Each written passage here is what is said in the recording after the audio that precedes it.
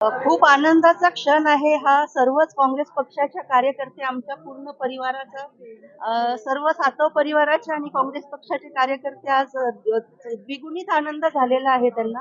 कारण की पक्षाने मागील काही मागच्या वेळेस सुद्धा जेव्हा राजूभाऊ सातव गेल्यानंतर त्यांनी जी मला 2.5 वर्षाची टर्म दिली होती आणि त्याच्यानंतर माझ्या त्या कामाची पावती म्हणून मला ही term मिळाली. आणि त्याबद्दल खरोखरच खूप मनस्वी आनंद होत आहे. पक्षानं दुसऱ्यांदा तुमच्यावर विश्वास टाकलाय, आता आपण आमदार झालात, राज्याचं काय नेतृत्व मिळालं का पक्षाकडनं? सध्या तर आता मी MLC महाराष्ट्र राज्याचीच MLC मला मिळालेली आहे आणि आता पुढील मला जे काही काम करायचं आहे ते पक्षाकडनं आदेश येईल.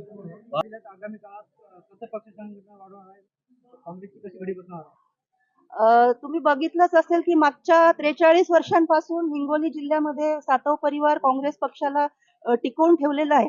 आणि मागच्या म्हणजे आमच्या रजनीताई सातव, आमच्या आईसाहेब असतील, त्याचबरोबर राजूजी सातव यांनी सुद्धा मागच्या 25 वर्षांपासून जे कार्य केलं होतं आणि त्यांच्यासोबतच मी मागचे 22 वर्ष खांद्याला खाऊन त्यांच्यासोबत काम केलं आहे.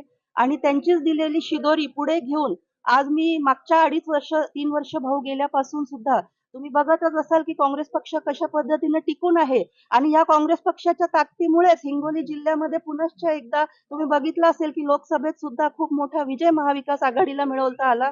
आणि पुढे सुद्धा आमचे कार्यकर्ते आणि आम्ही मिळून पक्ष अजून बळकट करणारे, अजून संघटन वाढवणार आहे. लोकसभेत काम नाही केलं असं नागेश पाटील यांनी तुमच्या विरोधात उघडपणे स्टेटमेंट दिलं होतं. तुमच्या चॅनल्स मध्ये जर तुम्ही इलेक्शनच्या वेळेसचे स्टेटमेंट बघाल तर तेव्हा त्यांनी सांगितलं होतं की प्रज्ञाताई प्रचारामध्ये उतरलेले आहे.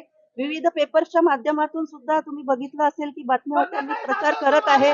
आणि मग त्यांनी मागच्या इलेक्शनला 2 महिने झाल्यानंतर त्यांनी ती स्टेटमेंट दिली असेल तर मग त्यांनी ते का दिली हे आता सर्वांनाच माहिती आहे. त्याच्याबद्दल मी काही बोलू इच्छित नाही.